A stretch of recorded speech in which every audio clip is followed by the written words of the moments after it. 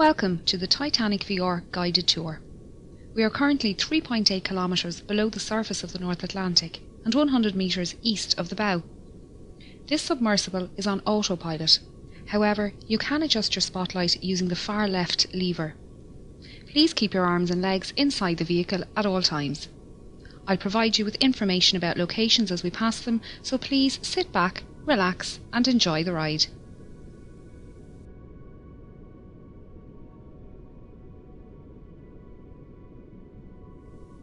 The RMS Titanic was the second White Star Line Olympic-class ocean liner, the first being RMS Olympic and the third being HMHS Britannic.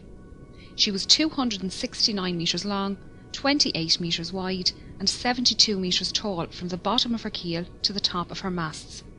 At 46,328 tonnes, she was the largest ship built at the time, being only slightly bigger than Olympic. Olympic and Titanic were the 400th and 401st hulls laid by shipbuilders Harland and Wolff in their Belfast shipyard in Northern Ireland. The two ships were built side by side, with work on the Olympic begun first. Everything on RMS Titanic was massive. This centre anchor was at the time the largest anchor forged by hand and weighed in at over 15 tonnes. The centre anchor and the two bower anchors were made by Noah Hingley and Sons in their workshop in Dudley, England. The anchors were transported to Belfast by horse, train and ship before being installed. It took 3 years to construct Titanic, but by the 2nd of April 1912, Titanic was completed and taken out to the Irish Sea for her trials. She was certified as seaworthy by the British Board of Trade and ready for her maiden voyage. She would be servicing the transatlantic route, a journey from Southampton, England to New York, USA, with stops at Cherbourg, France and Queenstown, Ireland. RMS Titanic carried mail and cargo as well as passengers. She had 6 cargo hatches with numbers 1, 2 and 3 forward and 4, 5 and 6 aft. On our left is the number 1 hatch, the access point for the forwardmost cargo hold. The hatch cover can be found lying about 100 metres in front of the bow. It was blown off this hatch when the bow impacted the ocean floor and the water inside was forced up and out of the ship. After departing Southampton on the afternoon of Wednesday the 10th of April, RMS Titanic began her 5,360 kilometres journey to New York City. She was due to arrive in the early hours of Wednesday the 17th of April, but with calm ocean conditions and good weather, it was possible she could arrive early on Tuesday evening instead. The night of the 14th of April was moonless and a light fog was developing on the horizon. Titanic's captain Edward Smith had received a number of ice warnings during the day and had changed their course so they were further south to avoid the affected areas. The captain retired to bed and First Officer William Murdoch took charge of the bridge as officer of the watch. Titanic steamed ahead through the night while lookouts Frederick Fleet and Reginald Lee searched the horizon for small ice. They were standing here in the crow's nest when at 11:40 p.m. Fleet spotted an iceberg directly ahead. He rang the warning bell 3 times to indicate an obstacle ahead and phoned the bridge. Murdoch gave the order, hard a starboard, and the ship turned to port, but it was too late. Titanic struck the iceberg on her starboard side.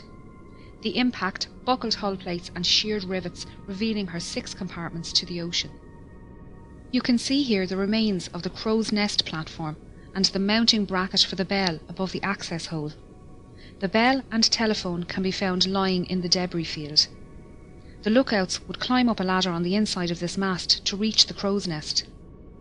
Both Lee and Fleet didn't believe Titanic had struck the iceberg hard and thought it was just a close shave. They didn't realise the seriousness of the situation until they arrived on the boat deck and were ordered into lifeboats.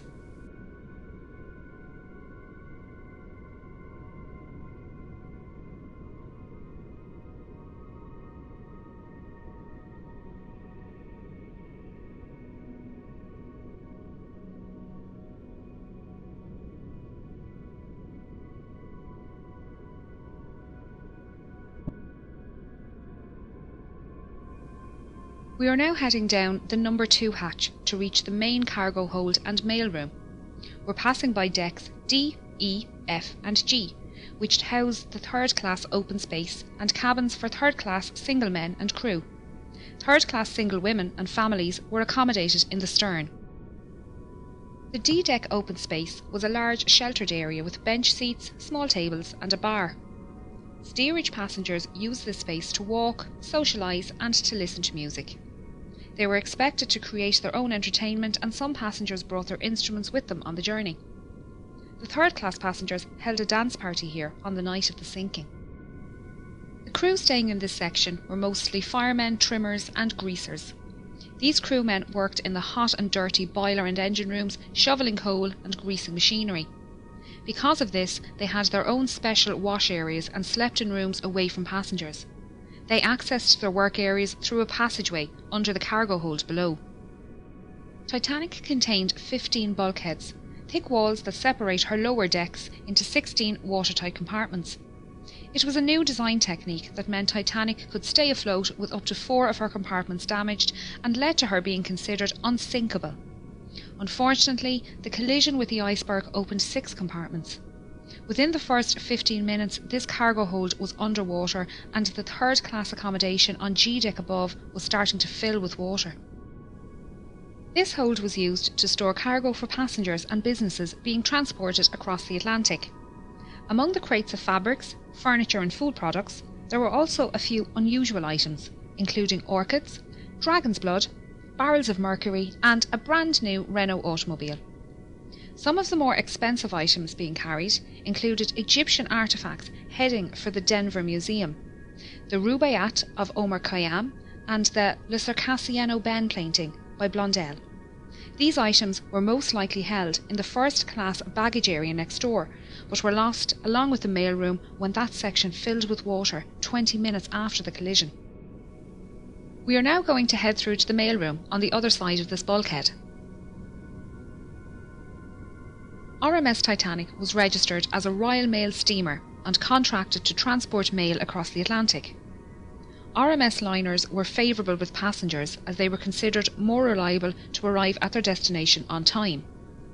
Titanic had a mailroom and post office on board, with 5 dedicated post office workers. This team consisted of 2 British and 3 American clerks, and together they sorted up to 60,000 letters per day. John Jago Smith and James Williamson were from the British Royal Mail, and William Gwynne, John March and Oscar Woody were from the US Postal Service. They worked in both this room and the sorting room upstairs, and their sleeping quarters can be found above on F deck. There were roughly 200 bags of registered mail and 3,500 standard mail bags on board, meaning a total of roughly 7 million pieces of mail and 700 parcels were lost in the sinking. The iceberg damage ran directly across the starboard side of this room, leading to this space flooding early in the night. The 5 clerks worked tirelessly to try and save the mail, and managed to carry 200 mail bags up these stairs to the sorting room. Only a few minutes later, the water had reached this level, and they moved what they could to D-deck. Their final movements aren't known, and sadly, all 5 mail clerks died in the sinking.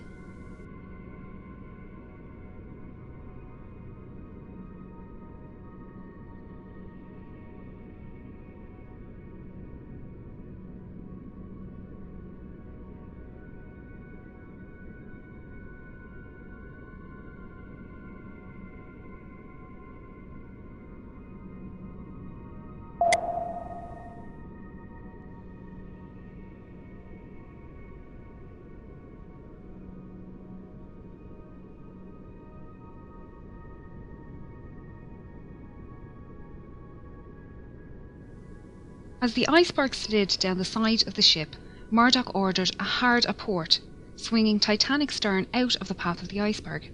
He also closed the watertight doors, isolating the flooding to those damaged compartments. The forward 3 hatches, along with the peak tank and boiler rooms 5 and 6, were breached.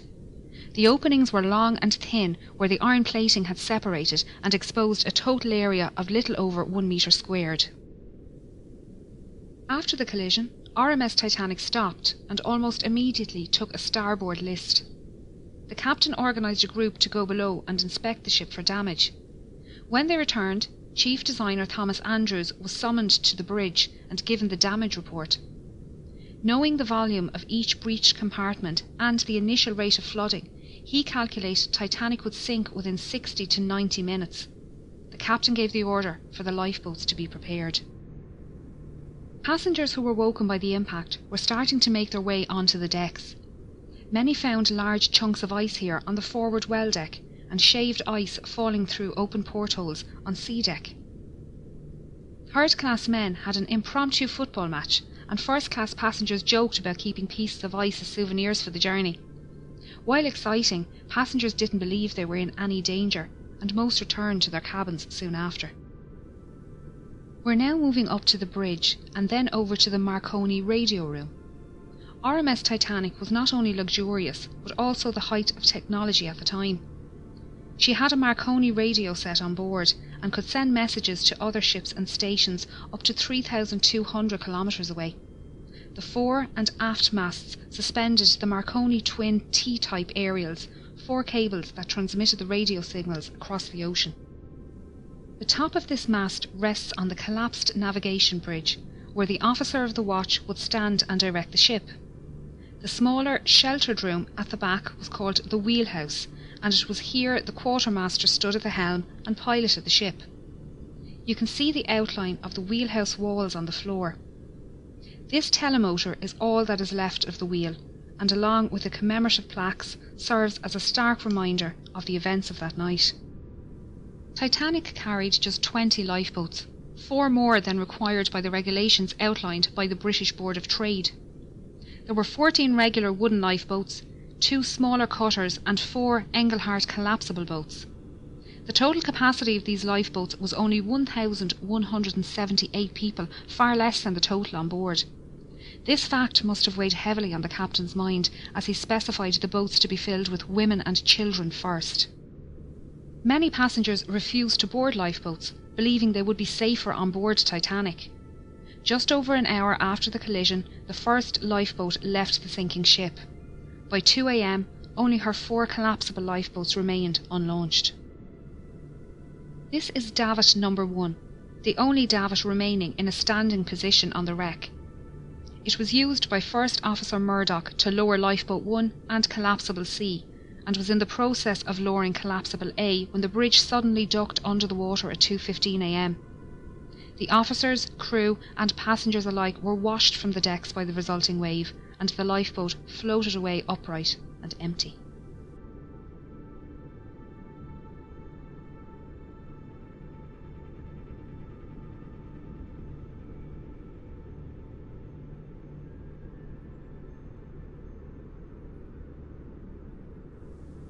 This hole is where the forwardmost funnel was situated. As the bow dipped under the surface, the funnel fell forward and crushed the starboard bridge wing and the people swimming in the water nearby. The stern rose out of the water, peaking at an angle of around 15 degrees. This placed stress on Titanic's keel, which buckled and twisted, tearing the ship in half and sending the waterlogged bow plummeting to the ocean floor. The tear wasn't clean, with the decks failing to hold at varying positions. The stern, now rapidly filling with water, bobbed on the surface for a few minutes before slipping under. Those in lifeboats had rowed far away from the ship for fear of being pulled under by the suction as Titanic sank. They were now left to decide whether they remain safe in their boat or try to rescue some of the 1,500 people floating in the freezing water. If they returned to the wreckage, they risked being capsized by panicked swimmers trying to climb into their lifeboat. It was a hard decision, and many decided the risk was too great. Only 3 boats pulled people from the ocean that night. Most people in the water succumbed to hypothermia within 15 to 20 minutes, their life belts keeping them afloat. A few managed to make their way to the unlaunched collapsibles A and B and pulled themselves aboard. Here they waited, in the dark, not knowing how long they would be floating on the open sea. The opening ahead of us is the Marconi room skylight. We're now going to descend into the room to learn about the rescue.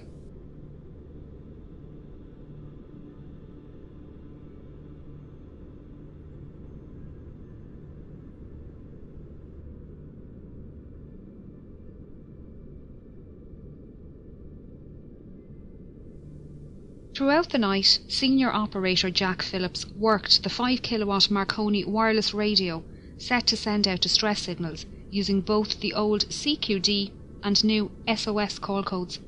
He alerted nearby ships to their position and status and received updates of ship locations and estimated arrival times. Junior operator Harold Bride took these updates to Captain Smith and passed the captain's responses back to Phillips for transmission. RMS Carpathia radio operator Harold Cottam was off duty and about to go to bed when he decided to listen in to the nightly news from Cape Cod. Operators there mentioned they had ice warnings for Titanic, and Cottam decided to pass on the message. He was surprised when Phillips responded to his call with a CQD and gave Titanic's location. Cottam immediately took the message to Carpathia's captain, Arthur Rostron, who ordered all hands on deck and told Cottam to let Titanic know they were on their way. These calls for assistance were only possible with the help of the Titanic's engineers working down in the ship's engine room. The dynamos powered the ship's lights, water pumps and Marconi equipment. As Titanic took on more water, her engines began to fail and the signal strength weakened. Bride adjusted the current and motor speed to find the strongest spark, while Phillips tested the equipment in the room next door. Bride's final settings can be seen on the wall here.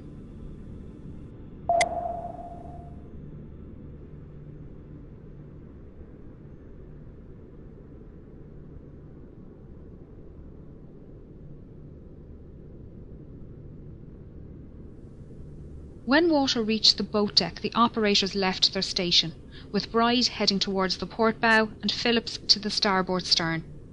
After the wave washed over the decks, Bride found himself in the water underneath collapsible B and managed to climb aboard. Phillips was lost in the sinking. RMS Titanic was carrying an estimated 2,208 passengers and crew, with only 712 surviving the disaster. Those who survived spent the night floating in darkness until RMS Carpathia arrived around 4 a.m. Captain Rostron had pushed the Cunard liner to break her speed record, but it wasn't enough. Titanic had sunk before Carpathia arrived, and they found 20 lifeboats at Titanic's location. Unfortunately, the exact number of victims is unknown, as there were many last-minute ticket purchases and cancellations, and the documentation was lost along with the ship. Of the 1,317 known passengers, over half were travelling third class, or steerage as it was called. These passengers couldn't access the boat deck without entering second class or crew areas, meaning many were unaware how to get to the lifeboats and escape the sinking. Passengers from different classes were strictly separated and not allowed to visit each other's areas. This was mainly for health and immigration reasons, as all third-class passengers emigrating to the United States were taken to Ellis Island for a health check and processing before being allowed to enter the mainland.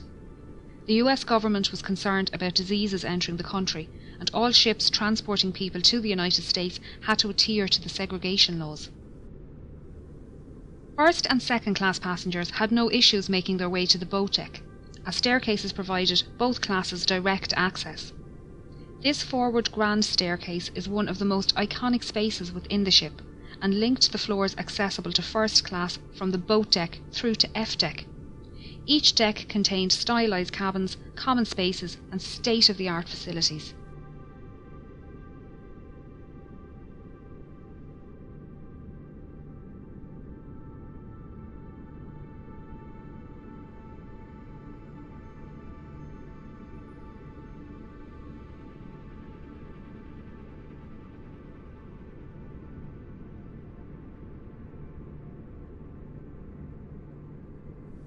A deck comprised of the first class lounge, promenade, reading room and smoking room.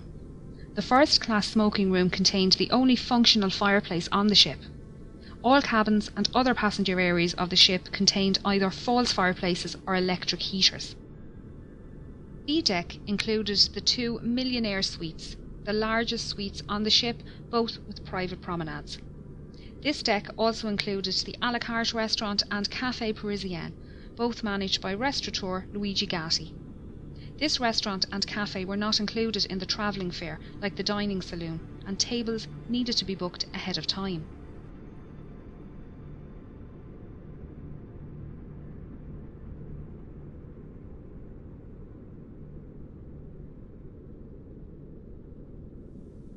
C deck was known as the shelter deck and contained first-class accommodation along with a first-class barber shop, inquiry office and purser's office. It was the highest deck to run the length of the ship uninterrupted. There were 135 first-class cabins and 2 sitting rooms on this deck, able to accommodate up to 315 passengers. Like all other decks on Titanic, there were no room number 13.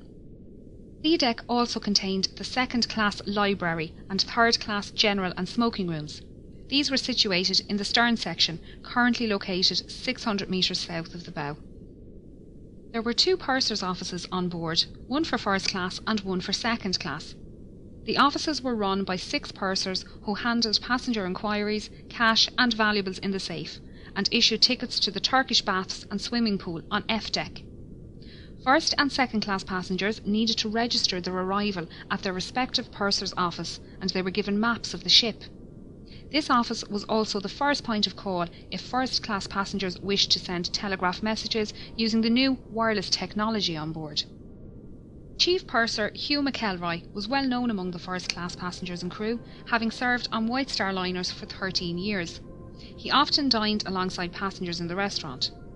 During the cross-channel journey, McElroy kept a canary in his cabin, minding it during its delivery to a friend in Cherbourg. On the night of the accident, he was seen assisting with loading and lowering Lifeboat 9. He helped women enter the boat and spoke with owner Bruce Ismay. He was also seen on deck speaking with Assistant Purser Reginald Barker and surgeons William O'Loughlin and John Simpson. The friends were standing silently watching the last boats being lowered and spoke briefly with Officer Lightoller before shaking hands and saying their goodbyes.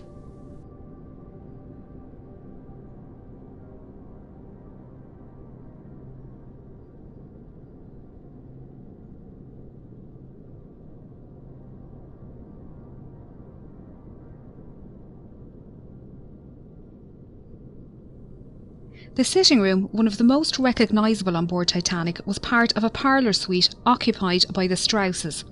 It was decorated in the Regency style with mahogany furniture and gilt panels. It was the only room on board in this style, and you can still see the golden clock sitting on the mantelpiece surrounded by debris. The bedroom next door also contained mahogany furniture, this time contrasting with the white gilt panelling and decorated in the Empire style.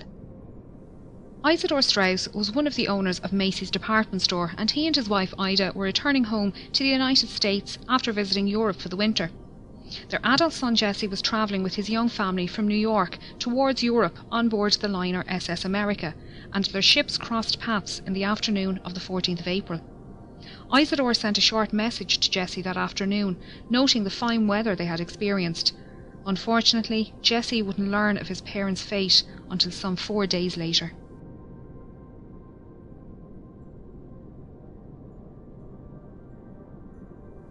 The elderly couple were woken by the slight bump as Titanic struck the iceberg, and made their way up onto the deck after waking their maid and valet.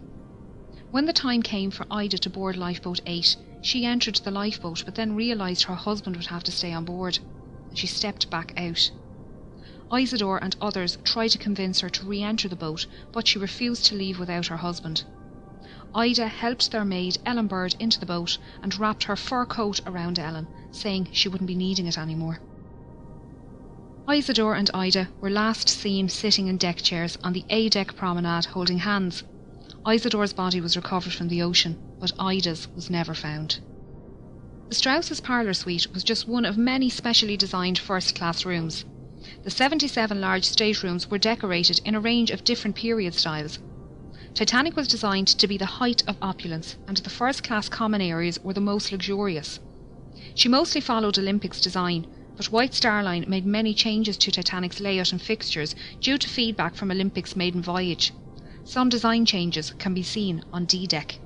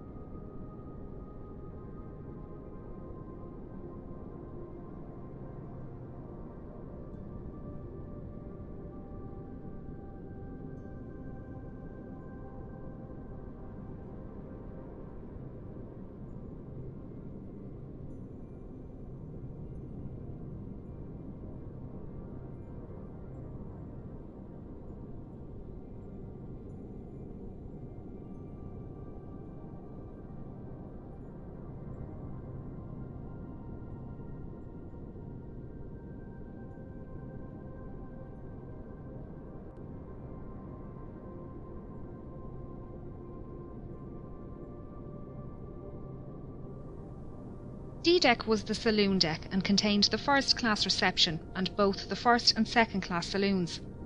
This was also the highest deck to accommodate all three classes. This reception room was possibly the most utilised first class space on the ship.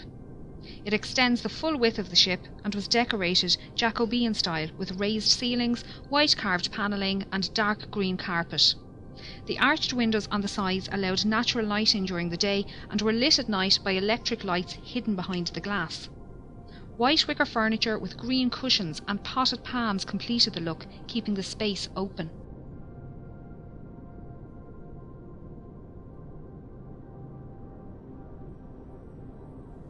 A Steinway grand piano sat in the corner and was played as part of a quintet during afternoon tea and in the evenings.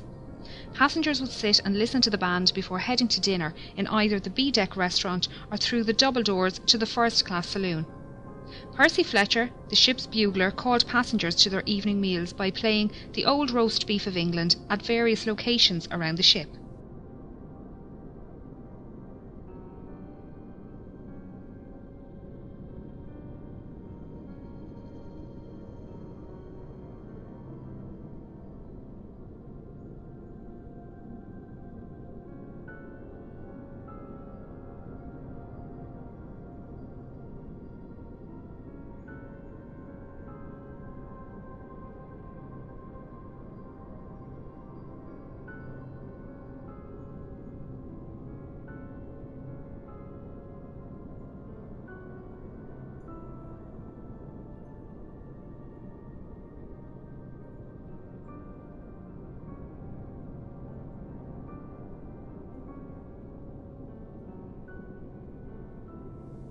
First-class passengers boarded and departed the ship via the gangway doors on either side of this room, or by the gangway doors directly above on B-deck. These lobbies were larger on Olympic and extended out into the reception area. During Olympic's maiden voyage, White Star officials noticed crowding in the reception area each night after dinner and decided to extend the reception area on Titanic. They also redesigned the small reception area near the B-deck restaurant to split the crowd and added additional seating in both areas. These three elevators serviced only the first-class passengers and ran from A-deck to E-deck.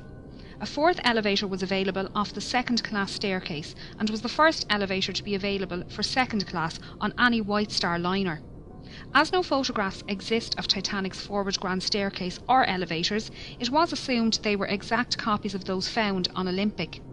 It wasn't until film director James Cameron explored this area with an ROV that it was discovered the intricate design of their grilles is different to that on Olympic. Not a lot of sea life lives at this depth, but since discovering the wreck we've learned quite a bit about the ones that do. So far, 24 species of invertebrates have been discovered around the wreck, including crabs, coral and sea stars. There have also been 4 species of fish found, with the rat-tail or grenadier fish being one of the more common species.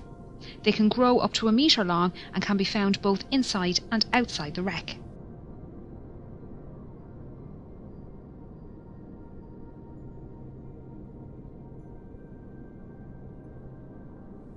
E-deck was also known as the upper deck and provided accommodation for first, second and third class passengers as well as most of the crew. An access corridor used by both crew and steerage ran almost the length of the ship on the port side, just behind this door. Named Scotland Road by the crew after the busy street in Liverpool, the 2.6 metre wide corridor allowed passengers to make their way to and from the dining saloons on F-deck and crew to reach their quarters. This side of the door was strictly first class only, and running down the starboard side were 45 staterooms. These rooms were alternative first or second class and were therefore not as luxurious as those on the decks above, but still comfortable. Many contained mahogany furniture with white enamel brass beds.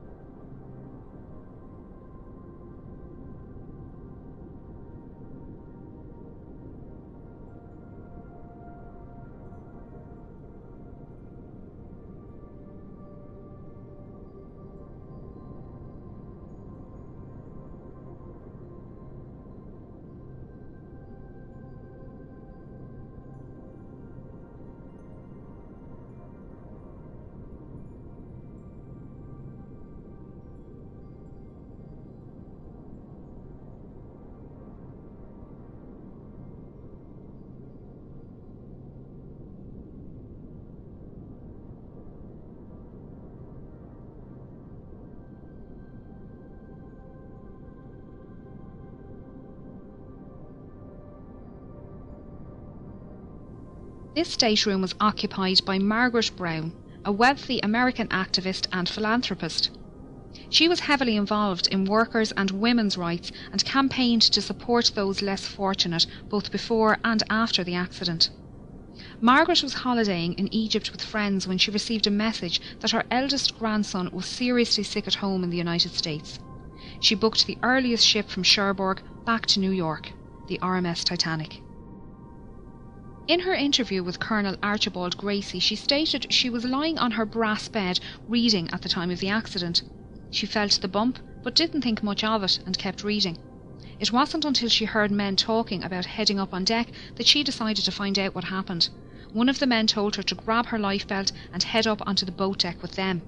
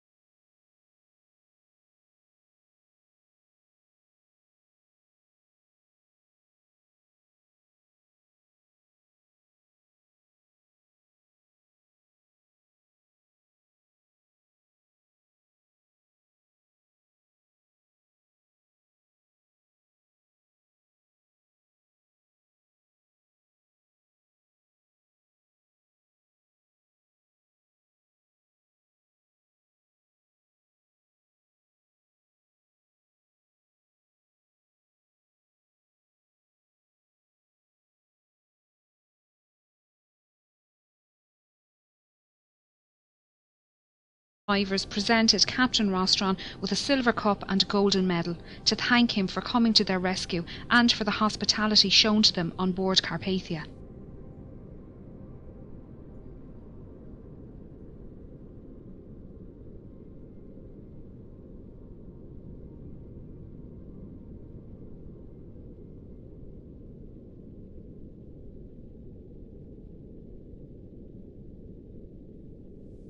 This watertight door is the one Margaret Brown watched being lowered from the floor above. On the other side of the door is the swimming bath and the linen storage rooms. Their state is unknown, although this area flooded around an hour after the accident and is expected to be in good condition due to the lack of water movement here. As we can see, the Turkish baths are well preserved. This was the cooling room, and first-class passengers would relax here after using the temperate, hot and steam rooms just off the side door. Passengers would change into towels using the change rooms in the starboard corner and store any valuables in the cabinet next to the vestibule. The passenger would then make their way down to the temperate room, where they would sit or lay in the heat for 10 to 15 minutes. Here they would start to sweat before moving into the adjoining hot room. After spending another 5 to 10 minutes in the hot room, the passenger would either take a cold shower or a dip in the swimming bath next door, before making their way into the shampooing room. Here the passenger would lay on a marble table while an attendant gave them a full body wash and massage. Once dry and wrapped in clean towels, the passenger would make their way back to the cooling room, where they would relax until their body returned to the normal temperature. The Turkish baths is one of the best preserved areas on the ship, with most of the tiles, ceiling lanterns and wooden panelling still in place. The deep location within the wreck leaves it protected from destructive currents, although there is still sea life down here. The rust icicles, or rusticles, hanging from the ceiling are created by iron-eating bacteria. They come in different shapes and are incredibly fragile, disintegrating when touched. Along with the bacteria, fungi, shells, sand, clay and coal can be found within the rusticles. Scientists have been collecting samples to determine the different strains of bacteria living on the ship, and their research has been used to preserve oil and gas pipelines and safely dispose of old ships and oil rigs.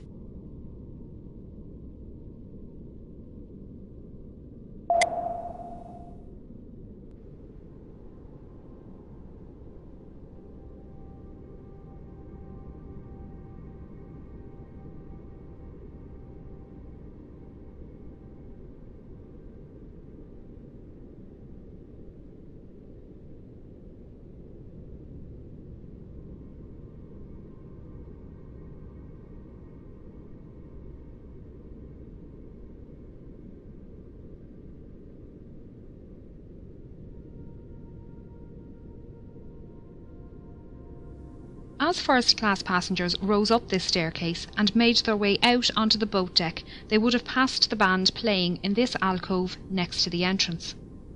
The band consisted of 8 musicians led by violinist Wallace Hartley. They usually played separately as a quintet and string trio at varying locations throughout the day. During the evacuation, the musicians began playing near the B-deck restaurant, before later moving up to this position near the forward grand staircase.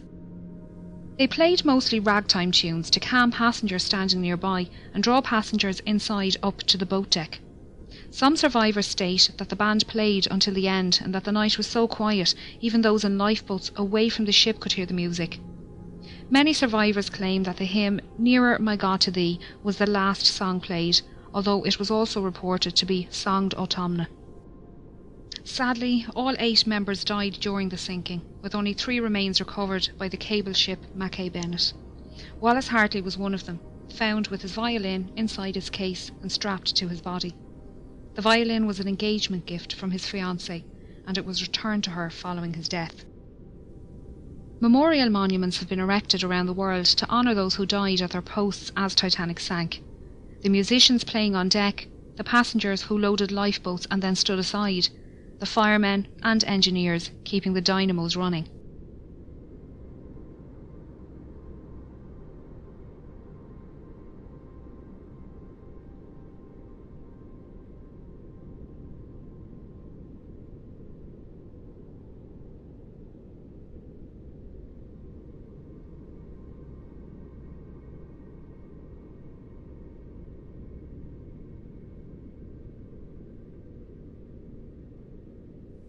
The boilers standing here are part of Boiler Room 2 and were running until the end, powering the dynamos in the stern. A skeleton crew remained in the electrical engine room, redirecting power and keeping the lights on. This is the point where the keel failed and the massive ship began to tear itself apart.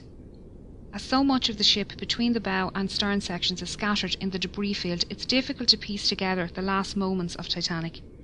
Even those watching it happen couldn't agree, with the inquiries held in both the United States and England producing contradicting accounts. Many expositions to find and raise the wreck were proposed over the years, with the exact location of her wreck being unknown. Titanic's coordinates sent out in distress on the night of the accident had been incorrect.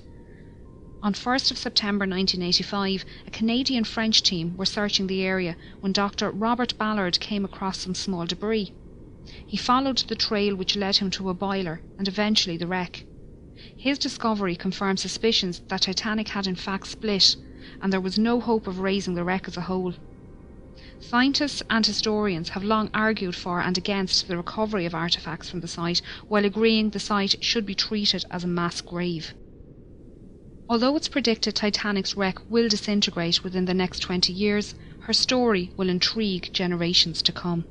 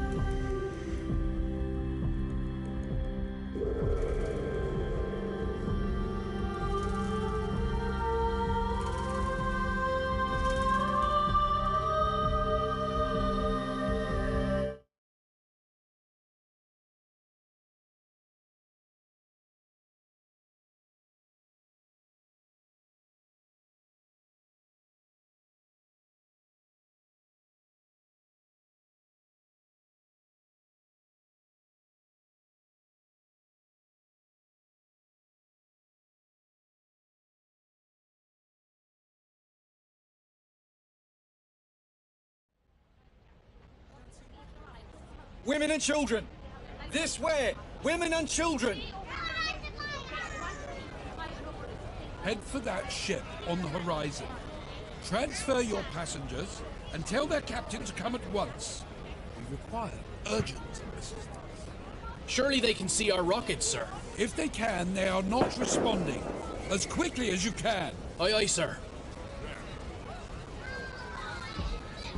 Quickly now! Women and children!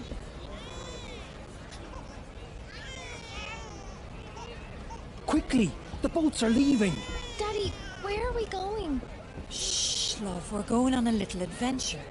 We'll be back soon. Over here. Let's try this one. I'm afraid it's women and children only, sir. Please, sir, can't you see my wife needs help with the children? Sorry, sir. Captain's orders. What's the meaning of this? Is this a drill? Only a precaution, sir. Everyone will be back aboard in good time. John, I can't manage without you. I need you. We'll just have to for now. But Don't worry, Marie. I'll get on another boat. You go ahead with the children. Daddy, I don't want to go without you. John, I don't see any men boarding lifeboats. I'm sure there's other boats further down letting men board. Right, David, help your mother and sister board. Yes, Dad. I'm sorry, sir. Women and children only. For God's He's sake, just he's a boy. just a boy. What age is he? He's only 16. He'll have to stay on board with the other men. God's sake. Do something, John. Is there nothing you can do? My wife can't manage alone. I'm afraid not, sir. Captain's orders. Hey, the officers are letting the boys leave on the other side. You must hurry. Thanks, friend. Marie, take the baby. Look after Emily. We'll get on another boat. Emily, Daddy loves you very much. Be good for your mother and sister. We'll see you again soon. Daddy, don't go. You have to come with us. We won't be able to find you. Shush now, love. You're going on the boat with your mum and your sister. We'll be along shortly, I promise. Daddy, I don't want to go. Women and children. Go This straight to the boat next is leaving. boat. Hurry now. Do what This you way, must please. to get aboard. Do you understand? I will, ma'am, I will. Don't worry. Mind him, John. Right, Emily. Time to go. Be brave. No. Here, No, let me help. Daddy, Emily, please. go. You have I to want go with your mother. you. Go. Please let me go with No. you. Dad, We'll be all right. Be please. good, child. We'll see you soon. We'll head straight for another boat. Women and children. Final call. Right, it's time to go. No. She must be terrified. Oh, the poor thing. No.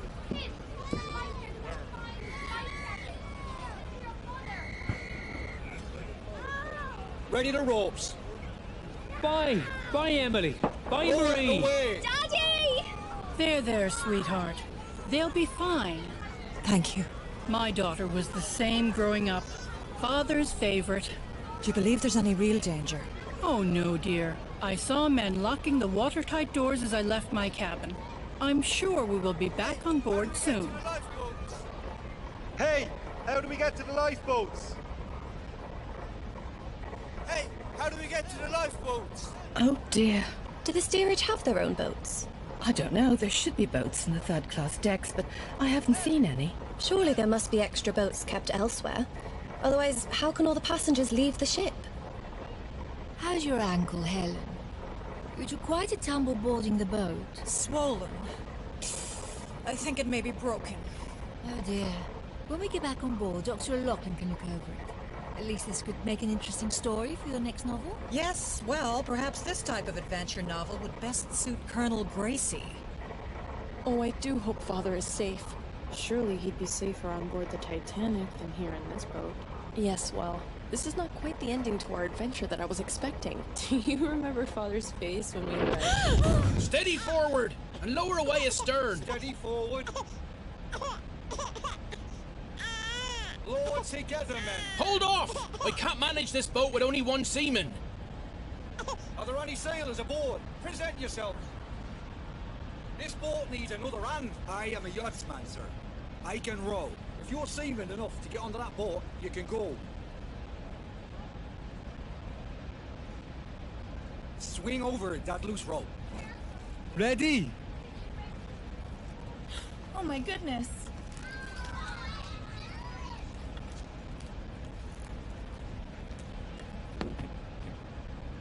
There, by the oarlock. Thank you. Ready! Lower away! Lower together. It's so dreadfully cold tonight. Almost there, Mother. How long must we sit in these boats? Till morning. Be glad you're in here and not up there. I was an unpleasant man. Mass was lovely this morning. How nice the captain attended. Yes, this is his last journey commanding a ship. Such a beautiful ship to retire with. There was a planned lifeboat drill this morning. They postponed it so the captain could attend Mass instead. Oh, perhaps that explains why the sailors on the deck seemed almost unprepared when lowering this lifeboat. And why our lifeboat has only 3 sailors. Yes, this whole affair has been managed rather badly. I shall be making a complaint when we come aboard Titanic. Help! I'm trapped! Help! Help! Mommy, I'm scared. Shh, it'll be fine. Get ready to release the ropes. Aye, aye, sir.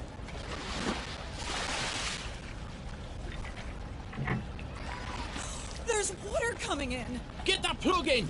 The boat will founder!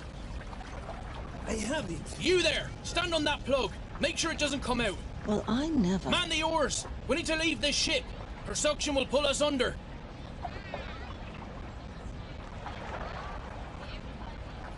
Pull!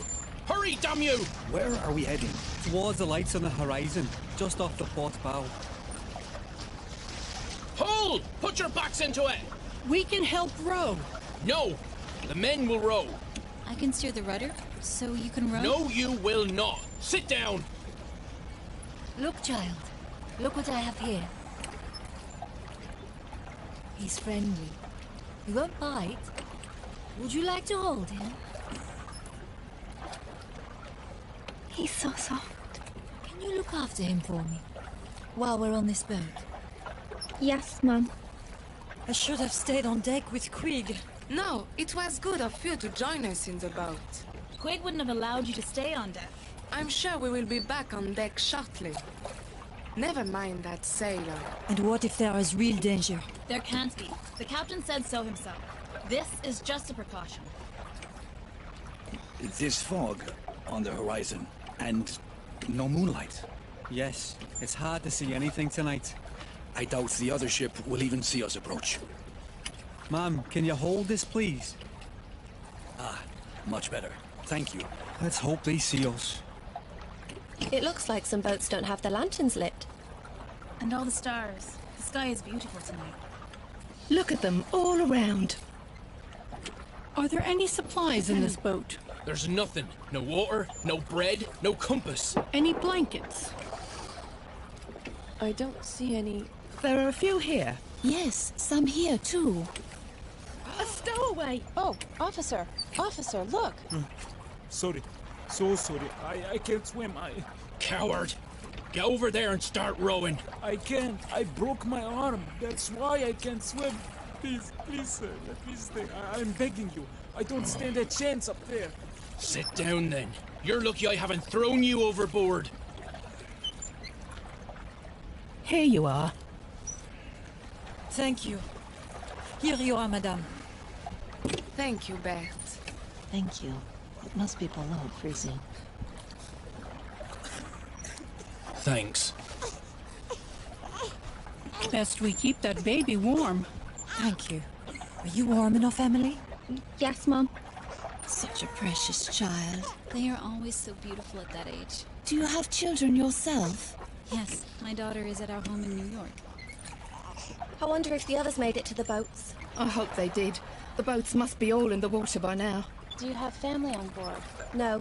Our colleagues in the a la carte restaurant. We were allowed to go up to the boats, but the men are being held in the second-class dining hall. Oh, that's dreadful. Why aren't they allowed up to the boats? They have to wait until all the passengers have left the ship.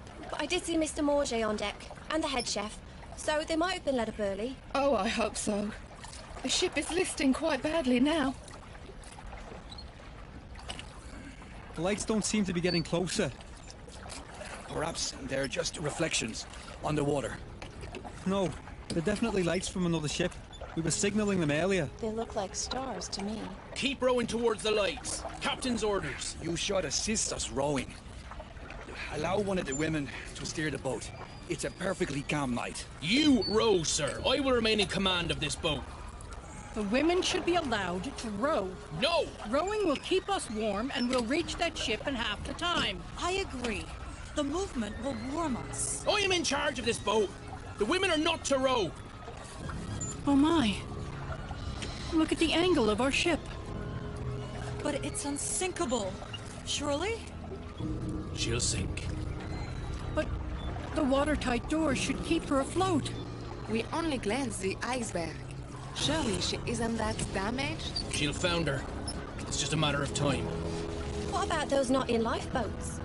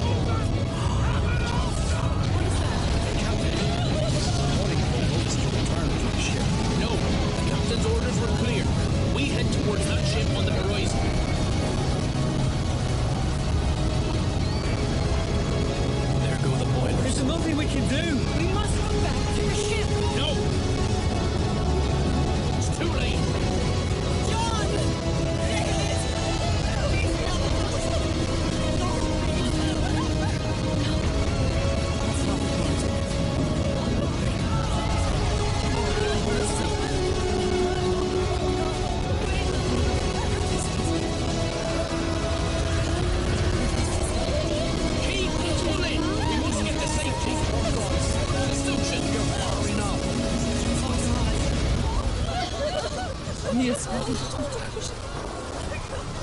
deliver us from evil.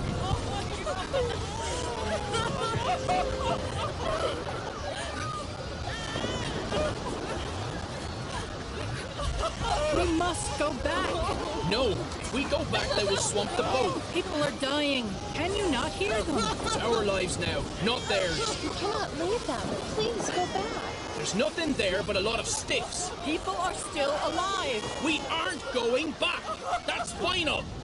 I hope you will be able to live with yourself after this. What about Daddy?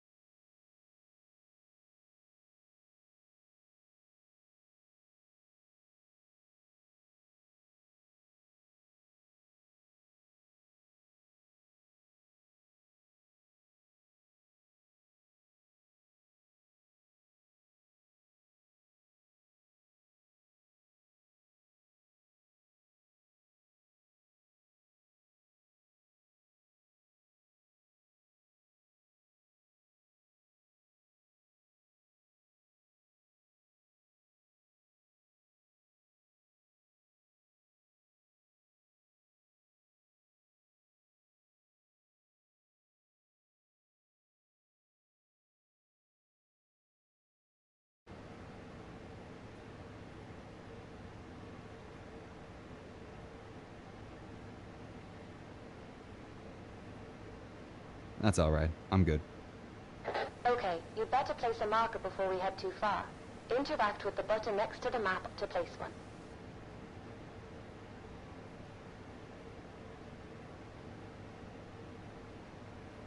Marker's been placed. You can head towards the bow. So, I had a call from our main sponsor. Problem? No, all fine. Just voicing her excitement about us finally diving. Said she's looking forward to seeing what we can do. I've set up a call for 8 p.m. this evening. For $45,000 a day, let's just hope we find something. Never mind the money. My doctorate is riding on this.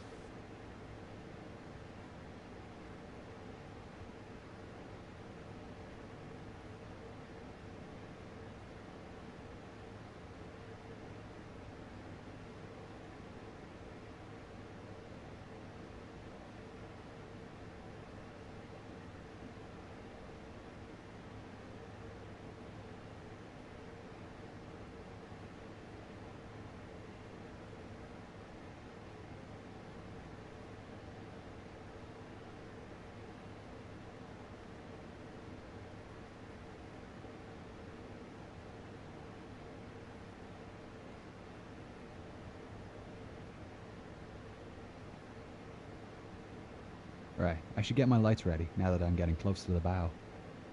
You can control the movement of the sub's lights by using the up, down, left, and right buttons on your controller. To turn the spotlights on and off, interact with the button in front of the lever.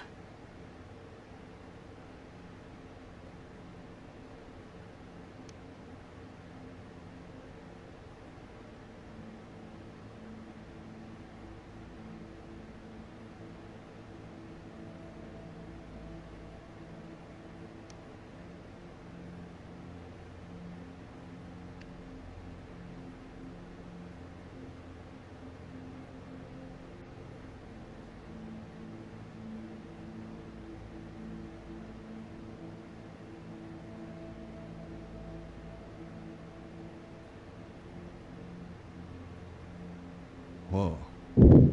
There's something you don't see every day. She's a beauty.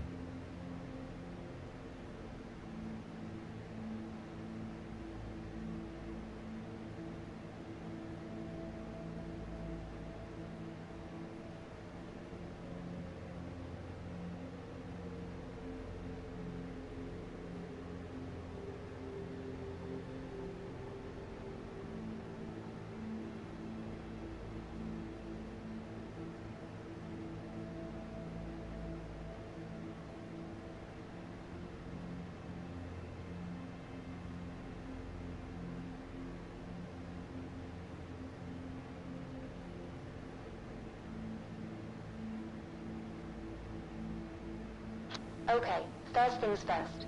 We've got a contract with the Titanic Society to place their commemorative plaque on the forecastle deck. Get yourself into position. Alright.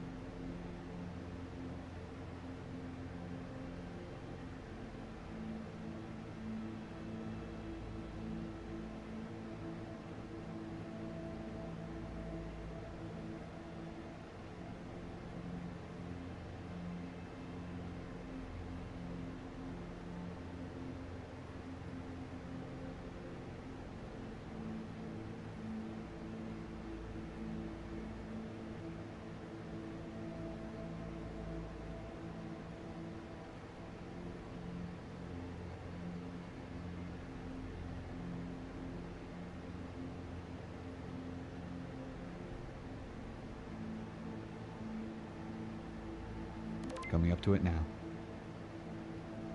You'll need the Predator for this task. Ah, the ROV. Yep, courtesy of Flight Avionics and the latest in augmented reality technology. If you look up, you'll find a set of VR goggles and a control panel. To deploy the ROV, hold down the L2 button and look at the VR goggles. Then press the cross button to use.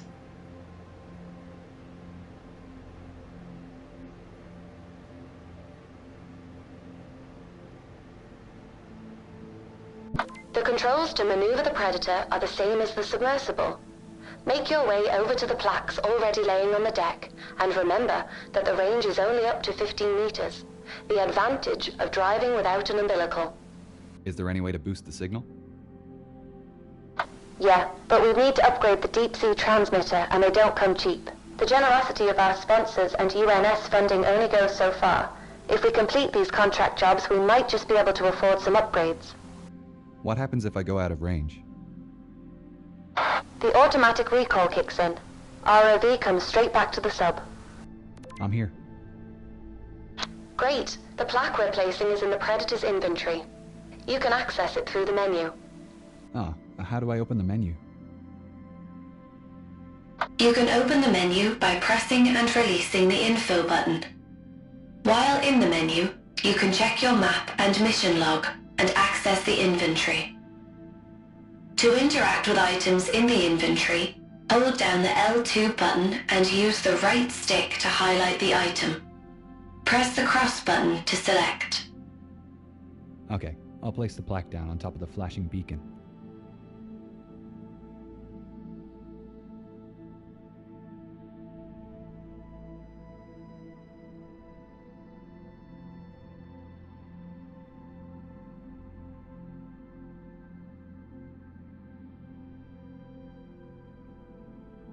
I'll take a photograph with the onboard camera for the Society. Great idea. They'll appreciate that. You can access the camera through the ROV inventory. Open up the menu again and select the camera icon from the inventory screen. Press the cross button to take a photograph.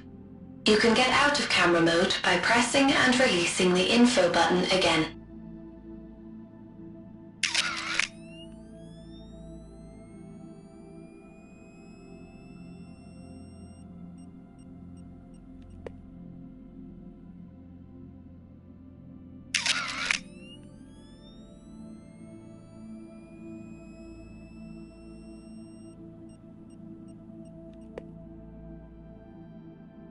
Done. I'll head back to Sedna. No need. Just press the triangle button on your controller. This is the return button. Now you're back in the sub. Recall the ROV by pressing the button next to the ROV goggles. It's above you on the right. Where to now? Hull breach on E-deck. I'll mark it on your map. We're heading for his cabin, right? That's right. Eyewitness testimony said Henderson kept a journal. It should tell us more about his activities on the final night. I presume I'm looking for some kind of trunk. Henderson had a briefcase listed on the manifest. With any luck, it's still in his room.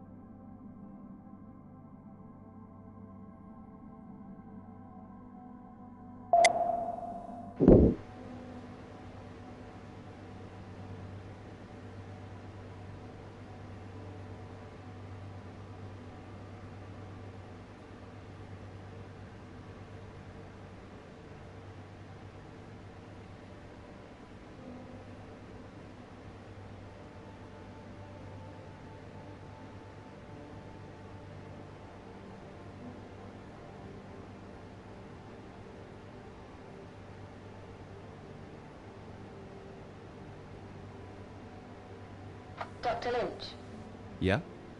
why are we doing this? $45,000 a day at sea. No, I Except know, that's as but far as that the just signal about will covers go. the costs of the expedition. I meant, like, why are we taking this job in particular? Well, put it this way. Why do you think she hired us?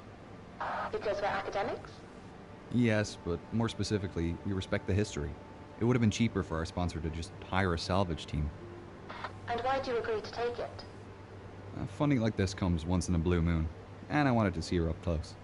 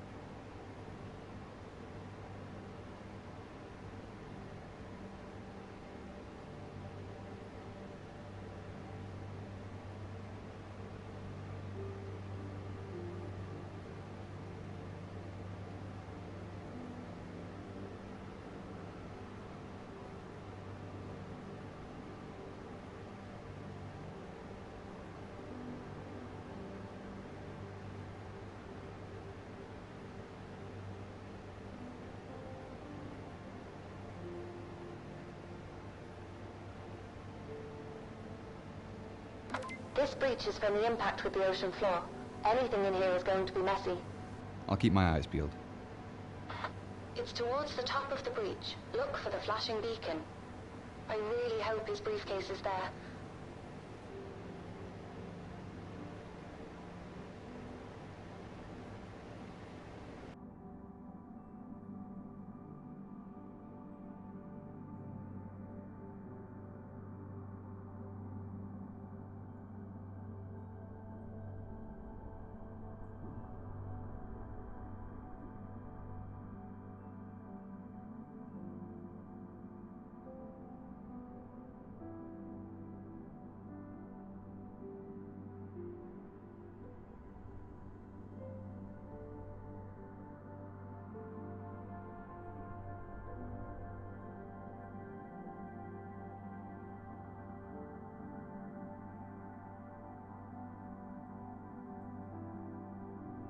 Ah, I found a briefcase. I just need to pick it up by pressing the cross button to interact.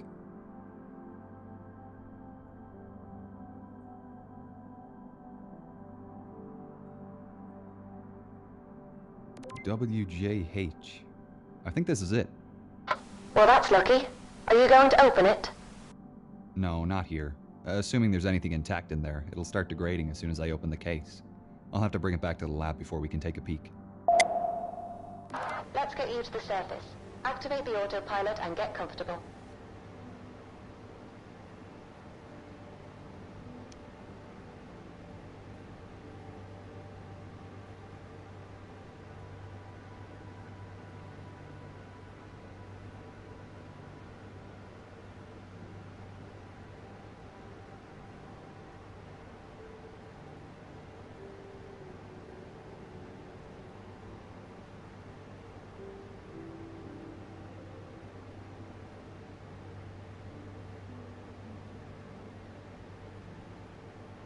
Alright, I'll see you in about 2 hours.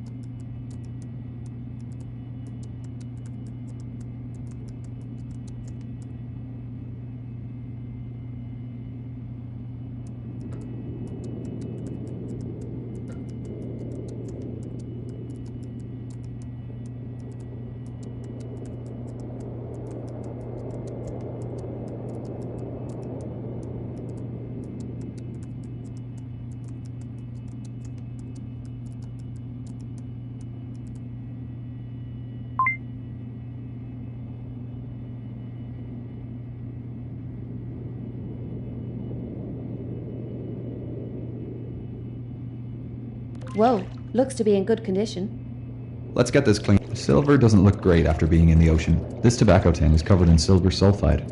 I'll have to gently wash this using a soft brush, making sure I don't scratch the surface underneath. It's come up great.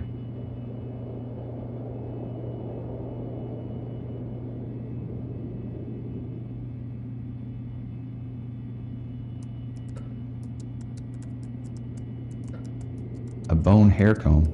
I'll need to wash the salt out quickly before it crystallizes and the bone starts to crumble.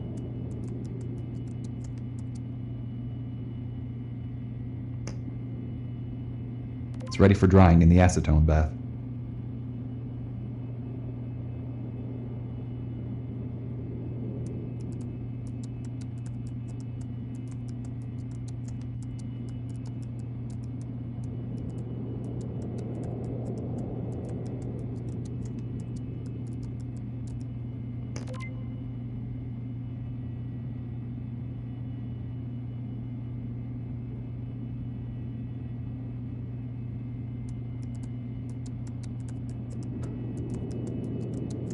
This journal is pretty special. The pages seem to be a fabric-paper blend. I think the desalination bath will leach out the salt. Then it can go into the PEG station before freeze-drying.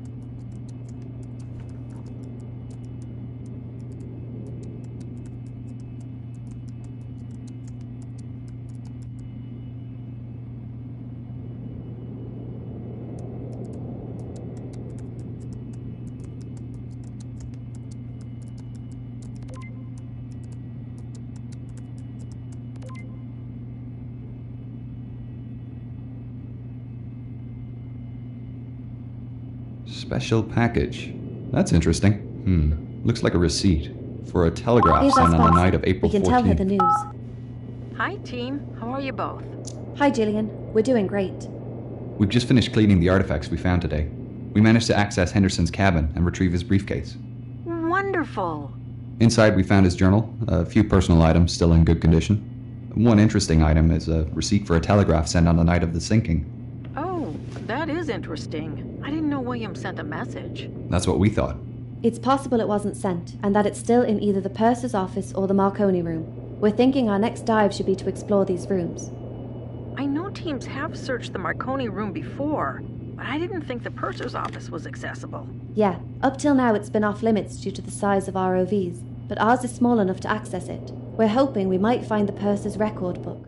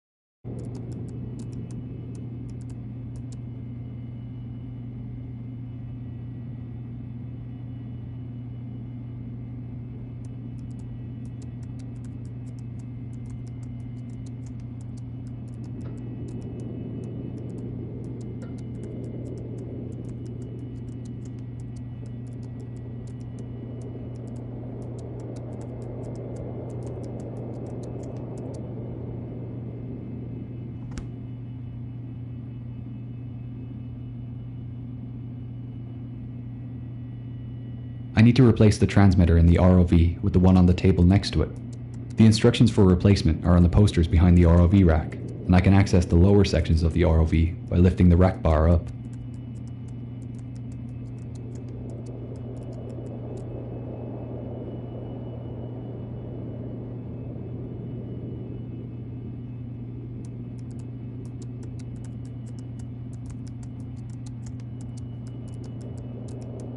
I need to replace the transmitter in the ROV with the one on the table next to it. I need to lift the black hood to place the transmitter, then lift the bar up to put the sample container in the storage compartment.